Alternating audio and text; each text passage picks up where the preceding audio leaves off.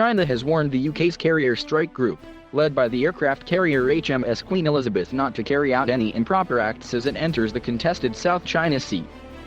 The People's Liberation Army Navy is at a high state of combat readiness, says the pro-government Global Times, seen as a mouthpiece for the ruling Chinese Communist Party.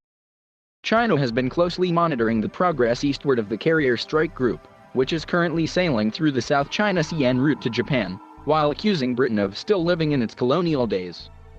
The Royal Navy has been carrying out exercises with the Singaporean Navy, and Britain's Defence Secretary Ben Wallace has made no secret of the intention to conduct a so-called freedom of navigation exercise through the South China Sea. Contrary to a 2016 international court ruling, China claims much of that sea as its own and has been busy building artificial reefs and runways, some of them close to the territorial waters of neighboring states. Both U.S. and Royal Navy warships have recently challenged China's claims to sovereignty in the South China Sea by purposely sailing through it. So the question now is, will we see a close encounter similar to the one that took place in the Black Sea in June, when the UK's HMS Defender, a Type 45 destroyer, was buzzed by Russian warplanes as it passed close to the disputed Crimean Peninsula? China is not looking for a direct confrontation with a major U.S. ally in the South China Sea, says Virla Nowens, a senior research fellow at the Royal United Services Institute, a London think tank. But it will certainly make its intentions clear.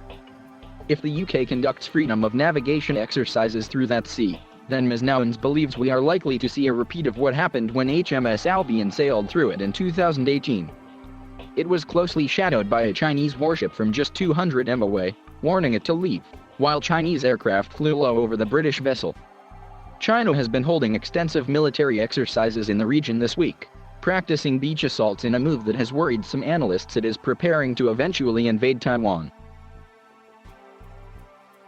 The PLA Navy will use the UK's carrier strike group's presence in the South China Sea as a chance for practice and for studying the UK's latest warships up close, says the Global Times. It quotes a spokesman for the Chinese embassy in London as saying, "The threat to freedom of navigation could only come from the one who deploys a carrier strike group to the South China Sea half a world away and flexes its naval muscles to heighten the military tension in that region." But while the arrival of the carrier strike group in the region has provoked some angry words from Beijing, RUSI's research fellow for naval power, Siddharth Kaushal, points out that when it comes to naval standoffs, China's actions have been calibrated as being well below the threshold of anything that would start a shooting war. The deployment of HMS Queen Elizabeth and its escort ships to East Asia is seen as part of the British government's bid to play a more prominent role in global security, as set out in the government's recent integrated review.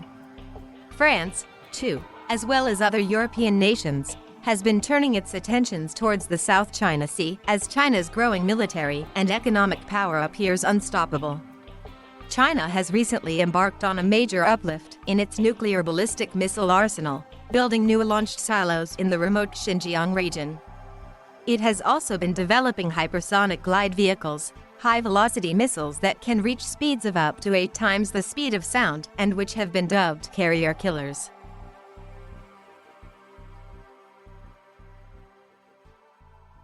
Thank you for watching. Please subscribe.